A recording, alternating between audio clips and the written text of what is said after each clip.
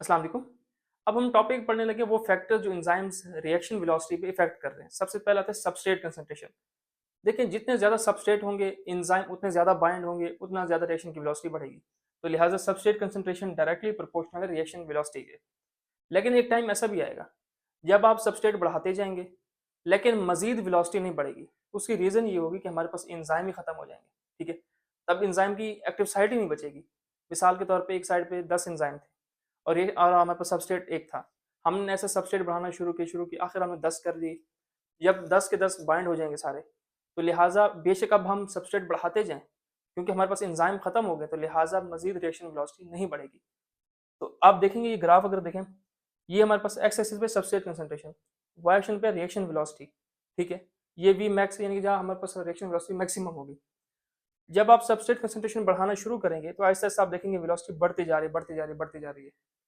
लेकिन एक टाइम ऐसा आएगा जब हमारे पास मैक्सिमम बाइंड हो चुके होंगे, तो लिहाजा अब आप बेशक सबस्ट्रेट बढ़ाते जाएं, एंजाइम्स कांस्टेंट रहे, वो मजीद इंक्रीज नहीं किए। तो ये हमारे पास है इफेक्ट्स ऑफ सबस्ट्रेट कंसंट्रेशन। इस पूरी डिस्कशन से हमने ये हासिल किया है कि अगर हम सबस्ट्रेट की कंसंट्रेशन बढ़ाएंगे रिएक्शन वेलोसिटी इंक्रीज होगी। लेकिन एक टाइम ऐसा आएगा जब मजीद सबस्ट्रेट कंसंट्रेशन होने के बावजूद भी रिएक्शन की वेलोसिटी सेम रहेगी, वो इंक्रीज नहीं होगी। इसे हम कहते हैं substrate concentration effects on reaction velocity. अच्छा, दो चीज़ें याद रखिएगा। जो मोस्टली एंजाइम्स हैं उनकी जो कर्व होती है ना, वो हमारे पास होती है हाइपरबोलिक। हाइपरबोलिक हमारे पास ये इस तरह से, ठीक है।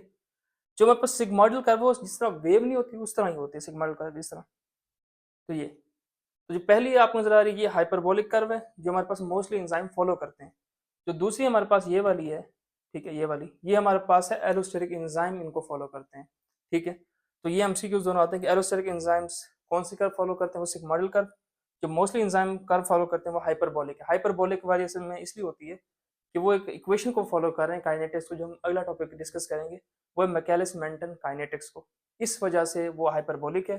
जो एरोस्टेरिक वाले वो सिग्मोइडल है। टेम्परेचर भी डायरेक्टली प्रोपोर्शनल है हमारे पास रिएक्शन वेलोसिटी के। जितना टेम्परेचर आप बढ़ाते जाएंगे रिएक्शन वेलोसिटी भी बढ़ती जाएगी। लेकिन हर एंजाइम इस ऑप्टिमम टेम्परेचर पे काम कर रहा है। जिस तरह ह्यूमन है उनका ऑप्टिमम टेम्परेचर 35 टू 40 सेल्सियस है। ठीक है, लेकिन वो बैक्टीरिया में कुछ इंक्रीज होकर 70 तक भी चला जाता है। ठीक है, अच्छा ये बात याद रखिएगा, अगर आप ऑप्टिमम टेम्परेचर को क्रॉस कर गए, ठीक है, उसके बाद फिर एंजाइम में डीनेचर होना शुरू हो जाना है। एंजाइम अपनी एक्टिविटी छोड़ देगा, इनएक्टिव हो जाएगा। फिर दोबारा आपको टेम्परेचर ठीक करना पड़ेगा, फिर जाके एंजाइम दोबारा एक्टिव हो जाएंगे।